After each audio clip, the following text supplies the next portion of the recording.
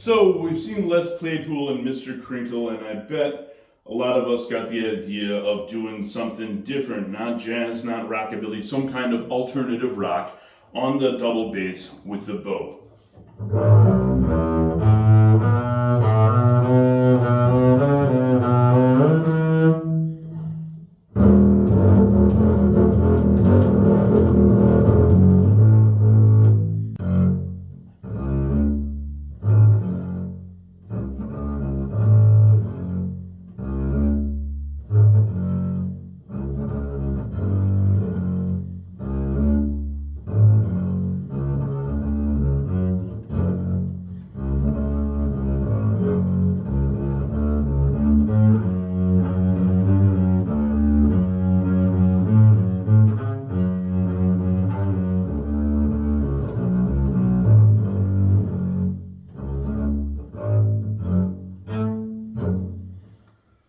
So, since it's Halloween, I figured I'd do something new and ramble on about something I barely know what I'm doing. So, Kontrabass playing bow, Arco style as opposed to pizzicato.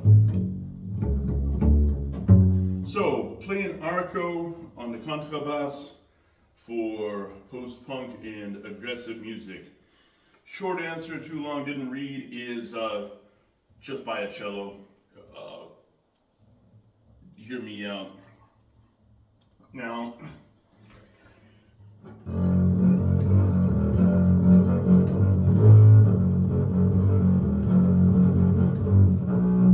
if you need to play fast at all, the string mass is really hard to get going here, and you have to apply a lot of pressure, and you're supposed to retain a relaxed grip on the bow while you're trying to get these massive honking strings going.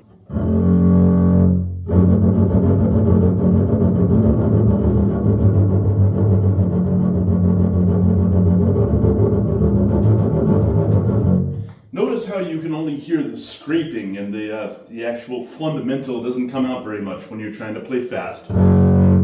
See?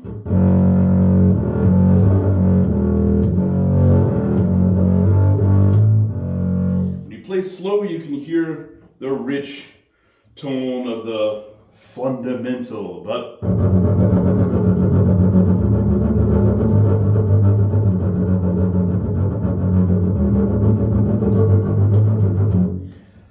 when you try to do the fast staccato, you mostly hear the scraping, and this is probably due to my shitty technique or whatever, but on a cello this would all be no problem because the strings are nowhere near as massive, and it doesn't require anywhere near as much force.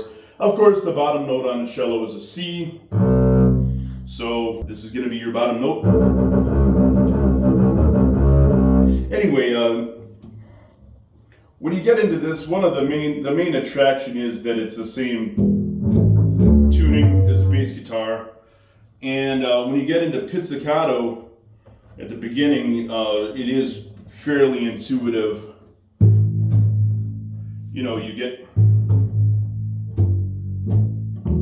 can feel your way around it, figure out where the 5th fret would be, 7th fret.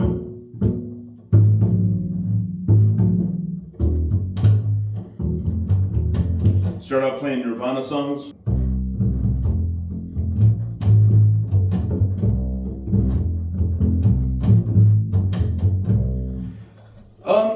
So you can, it's kind of intuitive. They're going 42-inch scale, no fret markers, although you can apply tapes to the side, and the kind makers of this made some stained marks.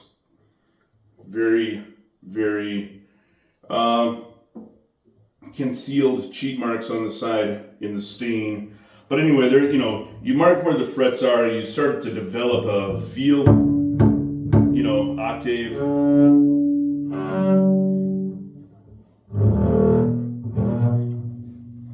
But the main reason to me to get a kontrabass is to play with a bow. Now, I'm not going to get into jazz and rockabilly stuff. Yeah, I know. Let's be serious here.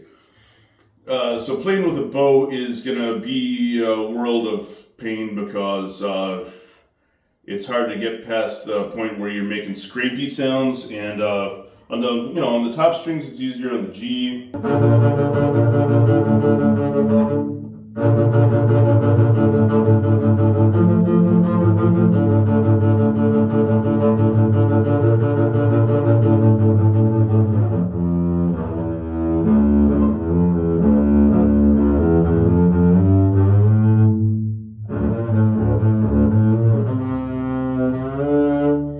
but anyway, this is not an instructional video. This is just me messing around and making some comments on my half-assed journey to try to learn the upright bass, which began when I was 14.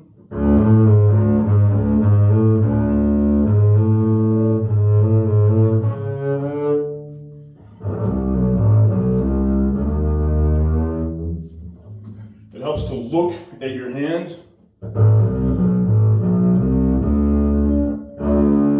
One of the most hilarious things about this is fantasy tuning, where when you're by yourself it seems like you're playing in tune. Get in a group or play with any kind of accompaniment, you realize you're not really hitting on the money.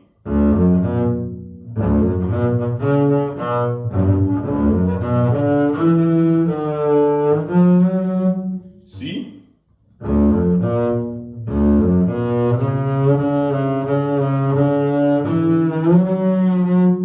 Terrible form there. Anyway,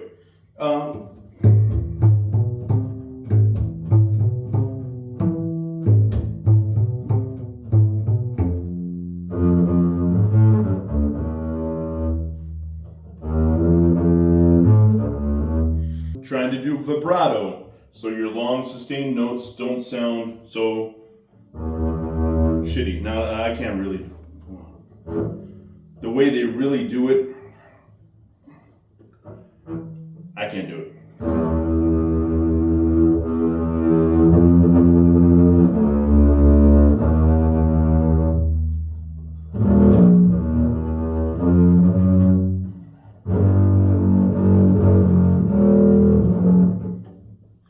They say no finger vibrato, you gotta get your whole arm, wrist going, not just go like this.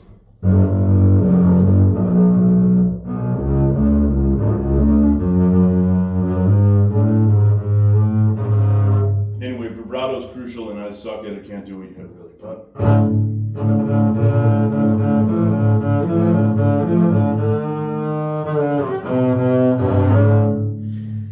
Now, I'm sure we've all seen the Primus video, Mr. Crinkle, from back in 1992.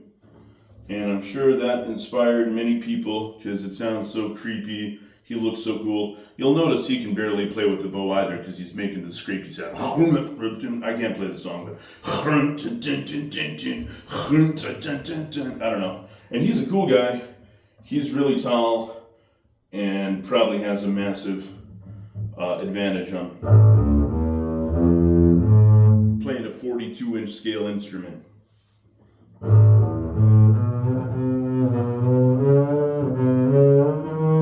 Then there's the fun of getting into what they call thumb position, because if you walk up the so this would be the 7th fret.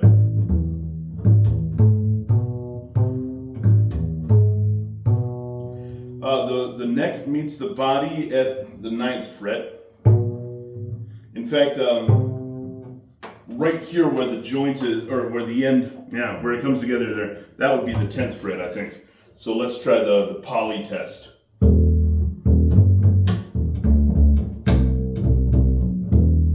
Like I said, playing Nirvana is crucial for simple bass lines on the upright.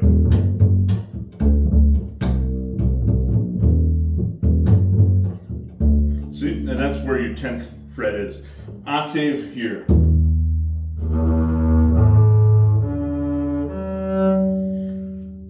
Point is, when you get past here, they tell you you have to go into thumb position. You are not supposed to screw around. Intuitively, you could screw around like this.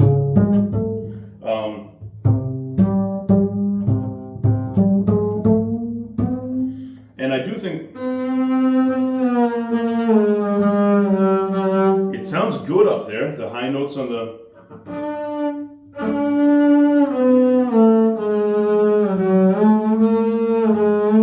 I just can't do it yet.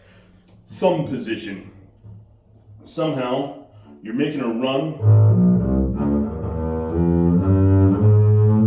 When you get up here, the real guys effortlessly transition into thumb position, where you're holding the string down with your thumb and then using your index, middle finger.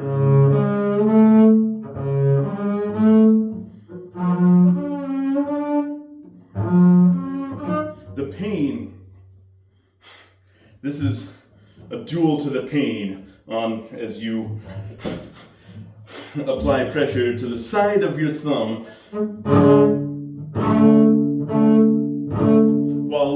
while a bunch of people are laughing at you at how out of tune you are. So, and you're just going, ah!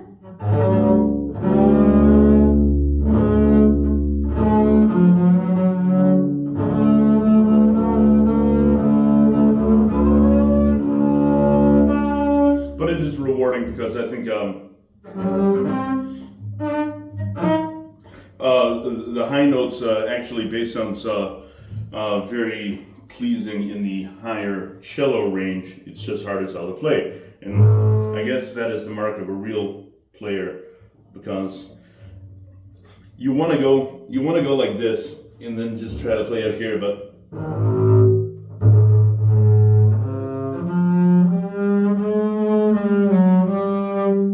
see? So that's totally wrong. Anyway, just trying to let you know what you're getting into, because you go up to the 9th or 10th fret, it's totally doable. You try to get to the 12th fret and beyond, and it's a world of pain.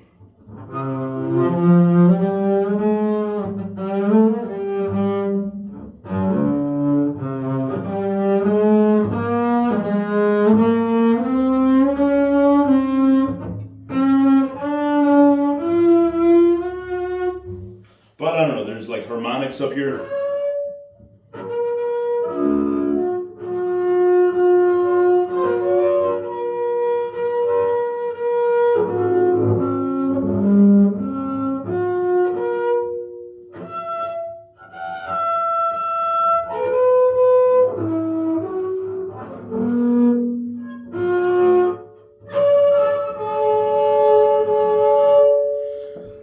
Could be interesting for some kind of noise applications. Now,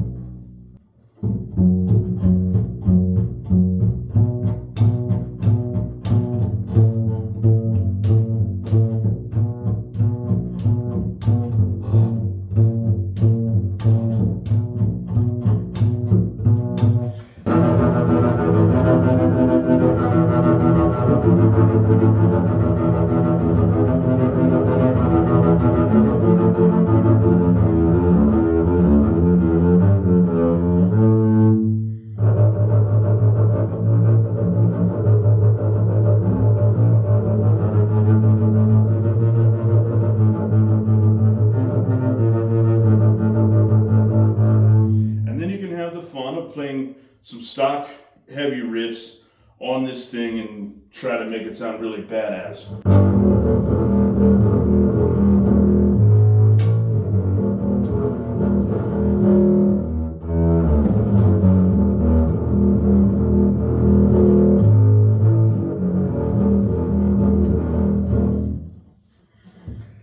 And then, if you want to spice things up, try the German bow. There's always two kinds of bows. This is a French bow that you grab here. You put your thumb in the frog and try to be as relaxed as possible as you try to hold this thing relaxedly under intense pressure. Now with the German bow, it's got a wider frog, man. So now I never learned the German bow, so forgive me, but basically you put it in here, you stick your fingers in the frog.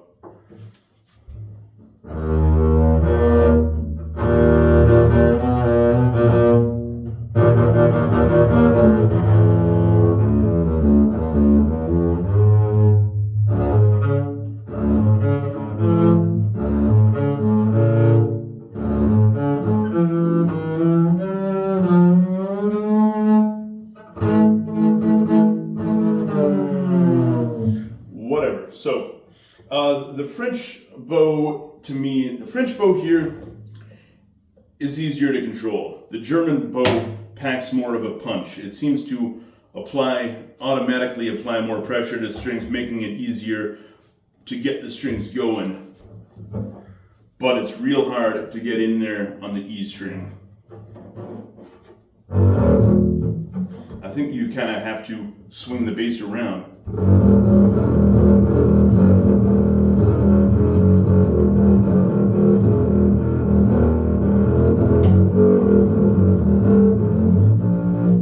But on the on the higher strings, it sounds great.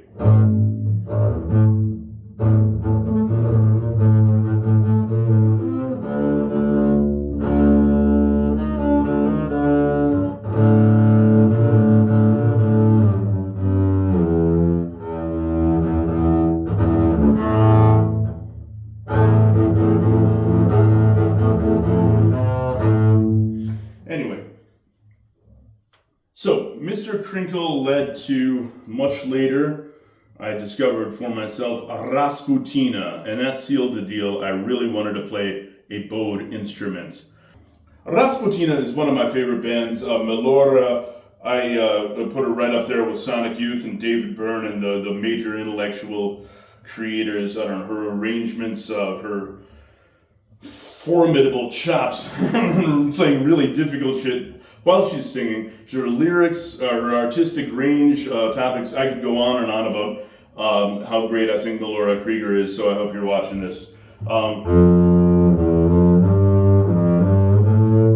Naturally, I've never tried to learn any of her songs. They're too complicated for me, but hear me out. If you've never heard Rasputina before, I would recommend you to go to the song In Old Yellow Cake off the album Oh Perilous World. Anyway, so yeah, Rasputina illustrates how this stuff is going to be impossible on the bass. I chose the bass because I always played bass guitar, and I played this in symphony orchestra. And briefly, it's the only musical instrument.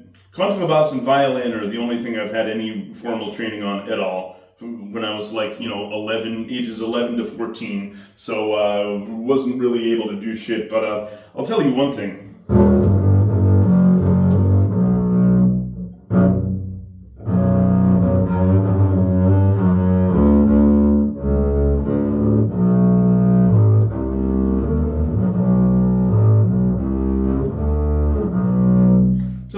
When you get in symphony orchestra with one of these, you'll find out sobering reality.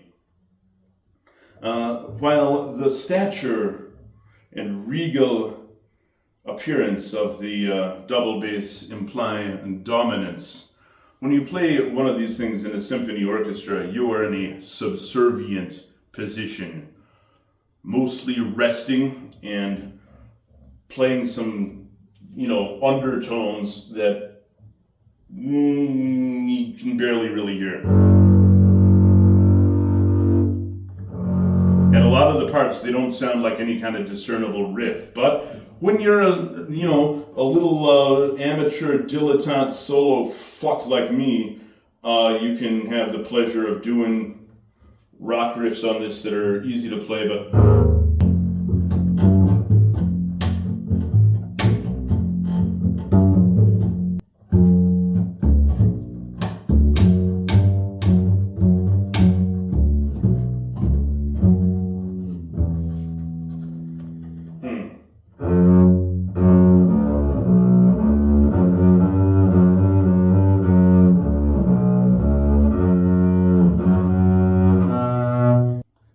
something.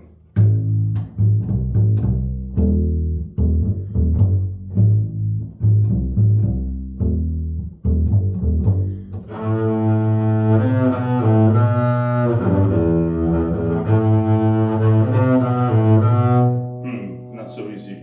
Sie ist ein Model und sie sieht gut aus. Ich nehm sie heute gerne mit zu mir nach Haus. Im Scheinwerfer liegt ihr junges Lächeln strahlt. Anyway, not so easy, but I'm getting there. Baby steps to the master plan. I'm sure some of you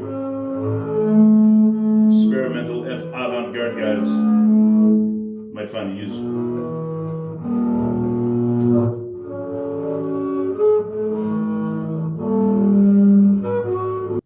So let me regale you with the story of how I got this thing. I'd been living in Hamburg for only a few months. I'd already joined a group, some kind of alternative folk, Annie in the City, and I was a hired gun bass player, and I got hooked on this fantasy I was going to play acoustic bass, even though we ended up doing electric folk, but whatever.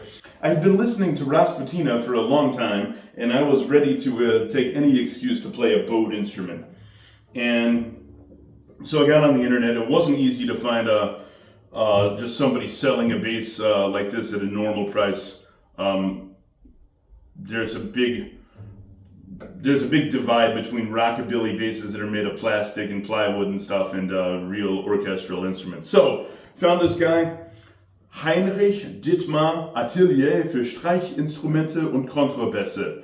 And it turned out he wasn't that far away. Went in there, and he was really cool. He was really nice. He had a big workshop. He was a Bassbauer, a bass builder. He had saws and all kinds of precision instruments out there. And then in the basement, he had 12 basses, and 2 of them he built himself. Others were basically on consignment. Some of them were really old. Some of them were 19th century. And the cheapest one he had was a children's instrument. I think it was made of plywood. It was a half scale, and it was like $800, but it was obviously a beginner's instrument. The second one up he had was handmade in Romania, 4,400 euros. But it was all hand carved wood, solid top, solid side, solid back. It was really serious shit, and the only reason it was 4,400 was that it was made in Romania, where wages are lower. But Romania has a proud bass building tradition, just saying. So does Hungary. The second cheapest instrument was 4,000, and after that it was like 6,000, 10,000, 15,000. Some of these were, from the 19th century. They were all from real orchestral players who would probably trade it up to something even more expensive. There was a 5-string from the 1890s, a 5-string, and he was telling me about it. He was like, this is for orchestra double tuba parts. And I was hitting the 5-string, and here's the thing, you could hardly hear it, the B string, because this top is not really able to amplify those frequencies very much. He said you have to really honk on it with a bow, and that's the only way to get the 5-string even audible. But it's something like in the symphony orchestra, they don't care about if you feel it. You have to feel it. It's not important if you don't hear it. Whatever. That thing was 11,000 euros for the 5-string. It was cool as hell. All of it was cool. He had ones with extenders too, like the fingerboard goes past here and you can flip a switch. Anyway, he had all kinds of cool shit. And guess what? He was really nice to talk to a little nobody like me. He wasn't snooty, he didn't talk down to me. He said, "Guess I'll tell you what, I'll find you an instrument, he said, I'll find you an instrument to suit your needs. All I wanted was a solid top. That's very important for the amplification. Solid spruce top. Anything else is shit. You cannot have plywood, plastic, obviously, right out. Some of these rockabilly basses are made of aluminum shit. No. Okay. So I said solid spruce top, Doesn't matter if the sides are laminate. In fact, I wanted it that way, plywood sides, because they're less likely to break. And I was thinking I would play this in the park and stuff, and I didn't want to risk damaging a serious hand-carved instrument. And, you know, on a real instrument, the back and sides are hand-carved maple, and the top is spruce, and the fingerboard, ebony. And this is ebony. This is everything real. Ebony, spruce, plywood. Which is much harder to break. Me. Anyway. And he said, okay, I'll just look around and find you an instrument. So he found me this. It is handmade in the kingdom of the Kami Kof, China.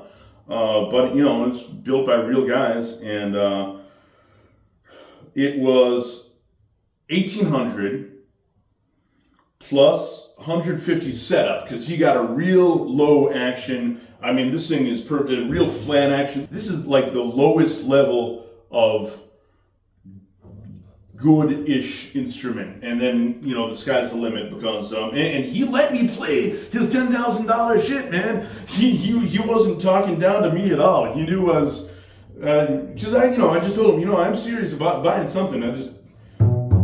Anyway, Heinrich Dithmar, if you're ever in Hamburg and need a bass, he does repairs, rentals, he'll rent you a bass, he'll do all kinds of, he's got a good service, he's a cool guy. Anyway, so he let me play his 10,000 shit, and you could just instantly tell it's really bright and it's really loud and it's just like everything you want. But I mean, there's no law of diminishing returns. It's just like how much are you gonna spend? And to me, I did get the bass kind of on a lark. I wanted to see if I could get back into playing with a bow and compose some brilliant alternative rock music with a bow. That part has yet to come, but I can.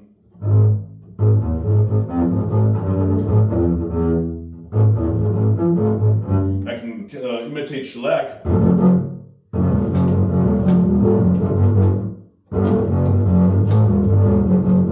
Anyway, so Heinrich Dithmar, thank you. Maybe we'll meet again someday. And until then, I will torment anybody who watches me on YouTube with incredibly amateurish shit.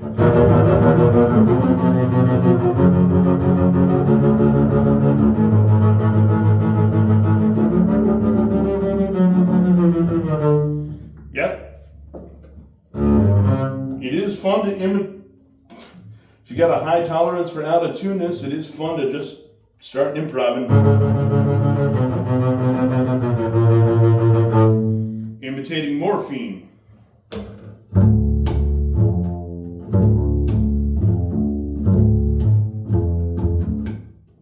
I hear a voice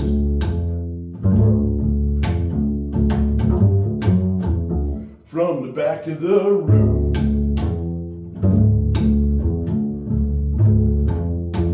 I hear a voice. Anyway, I'll spare you the agony. So, happy Halloween, where the veils between reality and the nether world are thinnest, and we're guaranteed to see, all sorts of paranormal phenomena.